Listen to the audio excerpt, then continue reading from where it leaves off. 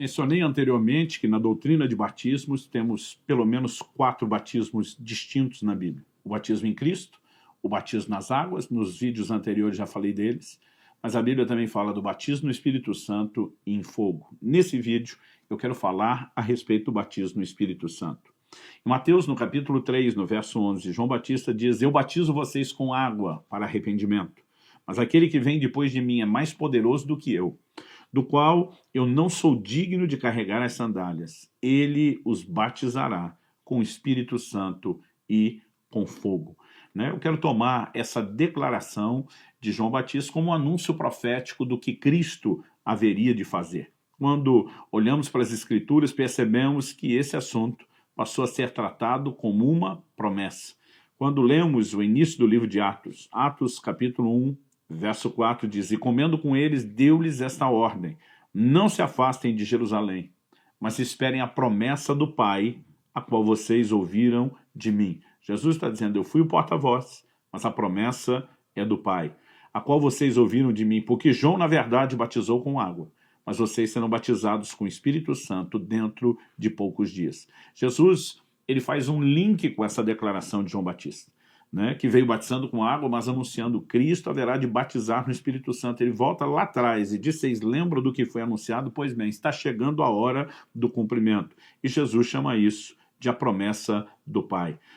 Em Lucas, no capítulo 24, no verso 49, nós vemos Jesus dizendo o seguinte: "Eis que envio sobre vocês a promessa de meu Pai. Permaneçam, pois, na cidade, até que vocês sejam revestidos do poder que vem do alto." Ele estava falando sobre permanecer em Jerusalém. Então nós lemos o verso 50. "Então Jesus os levou para fora até Betânia, e erguendo as mãos, os abençoou, e aconteceu que, enquanto os abençoava, ia se retirando deles, sendo elevado para os céus." A última instrução que Jesus dá antes de ser assunto aos céus diz respeito a ser batizado no Espírito Santo. No verso 8 de Atos 1, nós ainda lemos: "Mas vocês receberão poder ao descer sobre vocês o Espírito Santo, e serão minhas testemunhas, tanto em Jerusalém como em toda a Judéia, Samaria e até os confins da terra." O verso 9 diz: "Depois de ter dito isso, Jesus foi elevado às alturas à vista deles, e uma nuvem o encobriu dos seus olhos." A promessa do Pai. Jesus estava dizendo: antes de me ausentar, eu preciso que vocês se lembrem da promessa do Pai que eu comuniquei a vocês. Vocês precisam de um batismo. Lembrando que a palavra batismo significa mergulhar, imergir, ser colocado para dentro de. Quando falamos do batismo em Cristo, nós vimos que todos nós, em um só Espírito, fomos batizados. O Espírito Santo é quem nos leva a Cristo. Mas tão logo somos guiados a Cristo, Cristo está dizendo: "E eu vou mergulhá-los no Espírito Santo." Sabe, nós precisamos entender que, se por um lado houve a promessa, por outro lado houve o cumprimento. Eles permaneceram em Jerusalém, continuaram ali, perseverando em oração. O verso 14 de Atos 1 diz: "Todos esses perseveravam unânimes em oração com as mulheres, com Maria, mãe de Jesus, com os irmãos deles." E a Bíblia diz no verso 2: "Ao cumprir-se o dia de Pentecostes, estavam todos reunidos no mesmo lugar. De repente, veio do céu um som como de um vento impetuoso e encheu toda a casa onde estavam assentados. E apareceram distribuídas entre eles línguas como que de fogo, as quais pousaram sobre cada um deles. E todos ficaram cheios do Espírito Santo e começaram a falar em outras línguas, segundo o Espírito lhes concedia que falassem." Esse é o cumprimento inicial da promessa do Pai feita por Jesus. Ao olhar para o livro de Atos, e eu discordo quando alguns estudiosos dizem que o livro de Atos não serve para teologia sistemática. Romanos capítulo 15, verso 4 diz: "Tudo quanto foi escrito para nosso ensino foi escrito." Não existe a distinção entre um livro que relata experiências e epístolas que ensinam a doutrina, dizendo um serve para sistematizar a teologia e o outro não. Nós percebemos no livro de Atos que tudo aquilo que foi instruído e eles vivenciaram na prática nos mostra exatamente como que aquilo que foi prometido se cumpriu, como que foi desfrutado. Então, no livro de Atos, nós temos 3 experiências de pessoas sendo cheias do Espírito Santo que entram na característica de descrição. Isso significa que tem detalhes. Mas nós temos outras 2 que elas entram na categoria de menção. né? Há uma menção de que ocorreu e não há preocupação em se descrever os detalhes daquilo que aconteceu.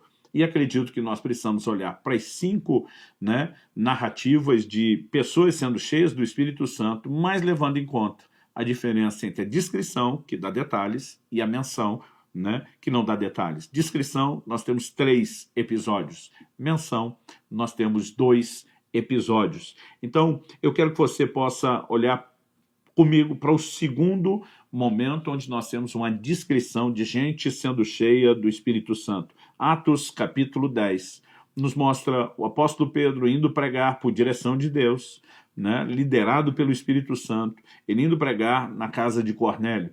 E a Bíblia diz, verso 44 de Atos 10, enquanto Pedro falava essas coisas, o Espírito Santo caiu sobre todos os que ouviam a mensagem. E os fiéis que eram da circuncisão, que tinham vindo com Pedro, admiraram-se, porque também sobre os gentios foi derramado o dom do Espírito Santo.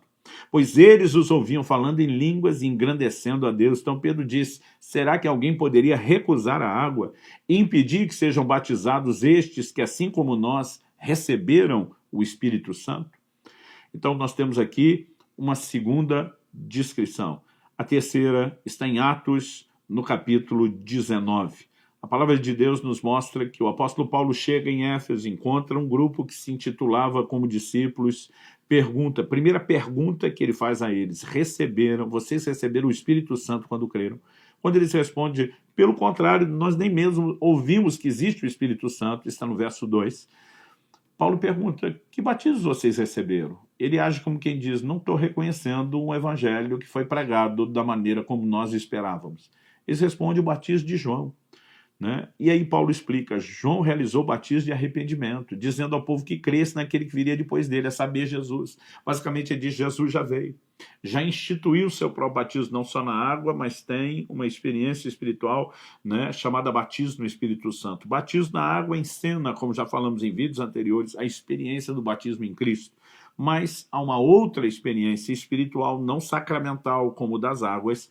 Não é um rito como esse se caracteriza, mas é uma experiência espiritual como o primeiro, de ser cheio do Espírito Santo, uma experiência que é chamada de batismo, um mergulho, uma imersão, ser colocado para dentro de Deus. Verso 5 diz, eles tendo ouvido isso, foram batizados no nome do Senhor Jesus, aqui presume-se o batismo nas águas.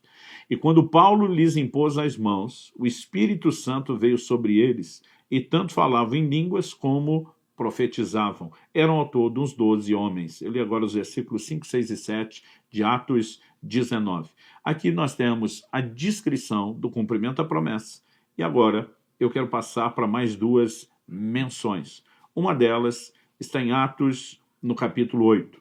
A Bíblia nos fala a respeito de Filipe evangelizando Samaria. O poder de Deus estava se manifestando naquela cidade, né? O verso 12 diz que muitos iam sendo batizados, homens e mulheres. Mas o verso 14 de Atos 8 diz, quando os apóstolos que estavam em Jerusalém ouviram que o povo de Samaria tinha recebido a palavra de Deus, enviaram-lhes Pedro e João. Chegando ali, oraram por eles para que recebessem o Espírito Santo. Pois o Espírito ainda não havia descido sobre nenhum deles. Tinham apenas sido batizados em nome do Senhor Jesus. Então lhes impuseram as mãos e eles receberam o Espírito Santo. Então, nós olhamos aqui para uma menção. Não temos detalhes de como foi a experiência. A Bíblia menciona que ela aconteceu. E temos um outro exemplo bíblico, também como esse, caracterizado como menção, que é quando o apóstolo Paulo se converte. A Bíblia diz, no versículo 9, que ele esteve 3 dias sem ver, durante os quais nada comeu nem bebeu. Nesse interim, a Bíblia diz que o Senhor aparece para um discípulo chamado Ananias, lhe comunica onde Paulo está e o envia com uma missão de ministrar a vida de Paulo. No verso 17, a Bíblia diz, Ananias foi, entrando na casa, impôs as mãos sobre Paulo, dizendo, Saulo, irmão, o Senhor Jesus, que apareceu a você no caminho para cá, me enviou para que você volte a ver e fique cheio do Espírito Santo. Imediatamente caíram dos olhos de Saulo umas coisas parecidas com escamas, e ele voltou a ver, e a seguir levantou-se e foi batizado. Depois de comer, sentiu-se fortalecido. Então nós temos, nesses 5 exemplos, o cumprimento da promessa, mencionada em Atos, no capítulo 1. Eu e você precisamos também reconhecer que depois de Pedro ter pregado na casa de Cornélio, um dos exemplos que nós já citamos, quando ele volta a Jerusalém e ele se refere àquilo que havia acontecido lá, né? Ele diz assim no verso 15 de Atos 11, quando comecei a falar, o Espírito Santo caiu sobre eles, como também sobre nós no princípio. Então me lembrei da palavra do Senhor, quando disse, João na verdade batizou com água, mas vocês serão batizados com o Espírito Santo. E diz, pois se Deus deu a eles o mesmo dom que tinha dado a nós quando cremos no Senhor Jesus, quem era eu para que pudesse resistir a Deus? Quando os demais ouviram isso, acalmaram, se glorificaram a Deus, dizendo, então também aos gentios Deus concedeu o arrependimento para a vida. Essa observação de que o que acontece lá está relacionado com a promessa de Jesus também é importante. Agora, a pergunta a ser feita é, em primeiro lugar, falei de uma promessa. Em segundo lugar, destacamos o cumprimento. E agora, em terceiro lugar, a pergunta é, o que é, quando falamos de definição, o que é o batismo no Espírito Santo? Em Atos, no capítulo 1, quando Jesus faz a promessa do Pai, lembra a eles, olha, está para acontecer, não se afastem de Jerusalém, esperem a promessa do Pai, vocês serão batizados com o Espírito Santo, nós vemos que no verso 8 ele diz, vocês receberão poder ao descer sobre vós o Espírito Santo e serão minhas testemunhas, tanto em Jerusalém como Judéia, Samaria e até os confins da terra. Algo que fica evidente para mim é que o batismo no Espírito Santo é apresentado pelo próprio Jesus como um revestimento de poder. O que todo crente precisa saber é que o batismo no Espírito Santo é uma experiência diferente da experiência da conversão. Por exemplo, nós não podemos dizer que os apóstolos não tinham o Espírito Santo quando foram cheios em Pentecoste. Por quê? A Bíblia nos mostra no final do Evangelho de João que Jesus, depois de ressuscitado, aparece a eles, sopra sobre eles e diz, recebam o Espírito Santo. Alguns acreditam que o ato é profético e vai se cumprir depois. Eu não tenho a menor dificuldade de reconhecer que aquilo pode ter se cumprido antes. Por quê? Ninguém tinha o Espírito Santo habitando permanentemente dentro de si no Antigo Testamento. A exceção quando nós temos algo acontecendo, uma mudança sendo preparada, é quando a Bíblia diz que João Batista seria cheio do Espírito Santo desde o ventre da sua mãe. E Jesus o apresenta como sendo o maior dentre os nascidos de mulher. Ou seja, Jesus está dizendo que nenhum homem era grande pelas suas realizações, mas que no reino de Deus, eu e você podemos viver algo diferenciado pela presença do Espírito Santo em nós. Mas o que precisamos entender é que na conversão, nós nos tornamos habitação de Deus. Nós nos tornamos morada de Deus no Espírito. Em Efésios, no capítulo 1, nos versículos 13 e 14, nós lemos assim, nele também vocês, nele, ele está falando de Cristo, que é o que termina o verso anterior, nele também vocês, depois que ouviram a palavra da verdade, o evangelho da salvação, tendo nele também crido, receberam o selo do Espírito Santo da promessa.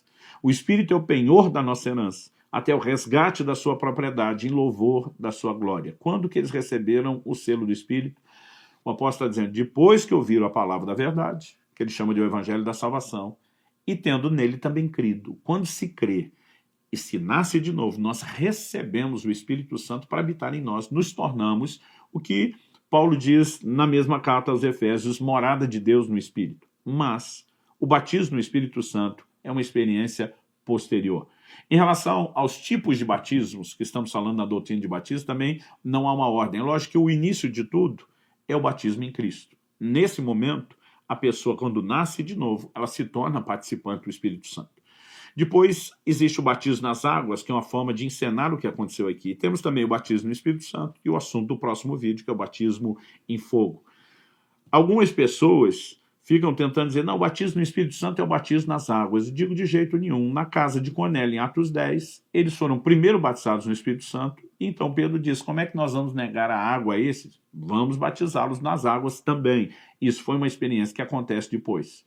Em Atos, no capítulo 8, nós vemos que as pessoas em Samaria haviam recebido o Evangelho e estavam sendo batizados nas águas, mas ainda não haviam recebido o Espírito Santo. E Pedro e João são enviados para lá para que aconteça isso. Então, na ordem, em Samaria, eles primeiro são batizados nas águas, depois no Espírito Santo. Já na casa de Cornélio, primeiro foram batizados no Espírito Santo, depois nas águas. Em Atos 19, quando Paulo está em Éfeso, no momento em que ele batiza as pessoas, já lhes impõe as mãos, e eles também são cheios do Espírito Santo. Então, alguém pode ser batizado no Espírito Santo e depois nas águas, alguém pode ser primeiro batizado nas águas, depois no Espírito Santo, e alguém pode ter as duas experiências junto. Eu tenho testemunhado em 30 anos de ministério as três coisas acontecerem. Gente que primeiro é batizado nas águas, depois no Espírito Santo, gente que primeiro é batizado no Espírito Santo, depois nas águas, e gente que tem a experiência do batismo no Espírito Santo enquanto está sendo batizado nas águas, embora não seja tão frequente. Eu testemunhei isso muitas vezes. Ou seja, nós não podemos confundir as coisas. O batismo em Cristo é uma experiência de conversão, onde o Espírito Santo passa a habitar na pessoa. O batismo nas águas encena publicamente como confissão o que aconteceu no batismo em Cristo. Mas o batismo no Espírito Santo, uma experiência espiritual, assim como o batismo em Cristo, que é uma segunda experiência, ela se caracteriza como um revestimento de poder para que o evangelho seja pregado. A primeira, né, é o receber o Espírito Santo no sentido da sua presença, de poder desfrutar a sua liderança para poder vivenciar o evangelho. A segunda diz muito mais respeito a ter o poder espiritual para compartilhar o evangelho. Então precisamos reconhecer em essência o que é o batismo no Espírito Santo. Na cabeça de alguns crentes, ele é uma espécie de um diploma. Eu finalmente cheguei lá, eu concluí alguma coisa. Eu digo às pessoas, não, o batismo no Espírito Santo é apenas a porta de entrada.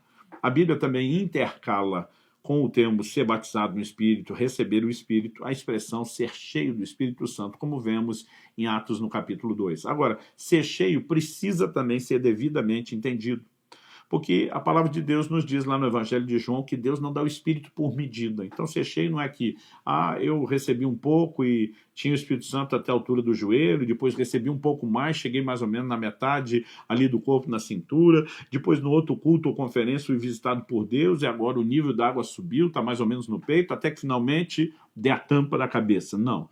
Deus não dá o Espírito por medida. A expressão ser cheio é ser totalmente tomado, totalmente preenchido. Eu diria que isso tem muito mais a ver com a sua rendição a Ele do que qualquer outra coisa.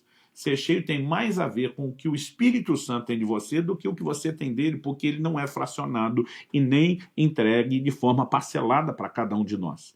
Nessa experiência espiritual do revestimento de poder, existe sempre a possibilidade de um nível de entrega diferenciado que nos leve a viver a vida cristã de uma forma também diferenciada, mas sem perder o foco de que isso não é apenas a capacitação para viver o evangelho, mas viver de tal maneira que a fé seja transbordada, compartilhada, que outros sejam convencidos e alcançados de uma forma sobrenatural e não meramente por esforço natural. Dito isso, eu quero discutir em quarto lugar, em primeiro lugar falei da promessa, em segundo do cumprimento, em terceiro tentamos definir aqui o que é o batismo no Espírito Santo, um revestimento de poder.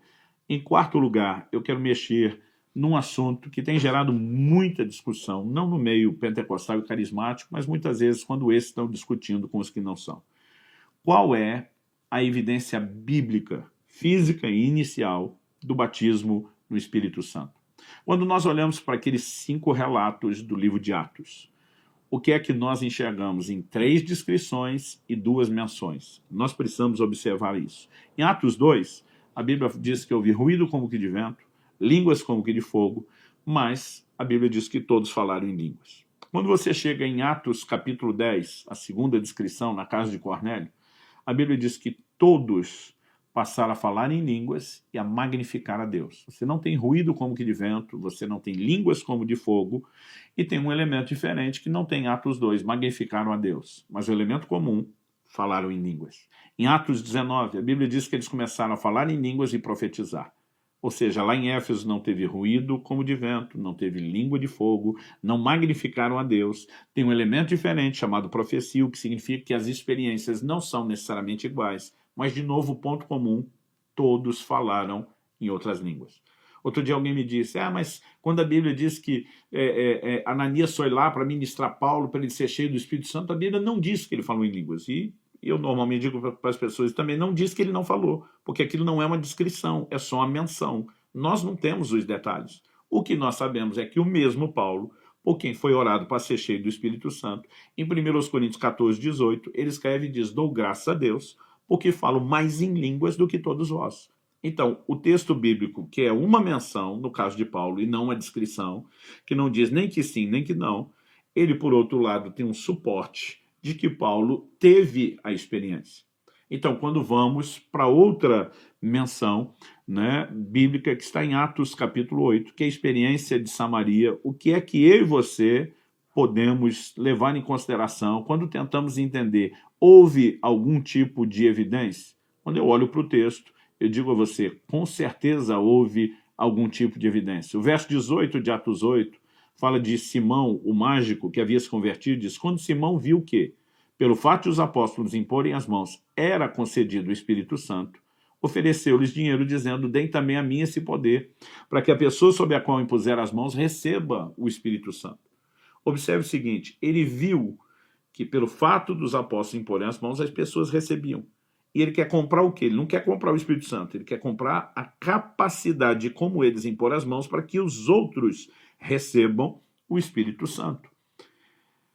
Como, essa pergunta ela é básica, mas é fundamental, como Simão viu que com a imposição das mãos as pessoas recebiam o Espírito Santo? O Espírito Santo não apareceu, não há relato no texto bíblico de uma aparição visível, né? E nós sabemos que ele, como Espírito, é invisível ao olho humano. Como a experiência foi vista?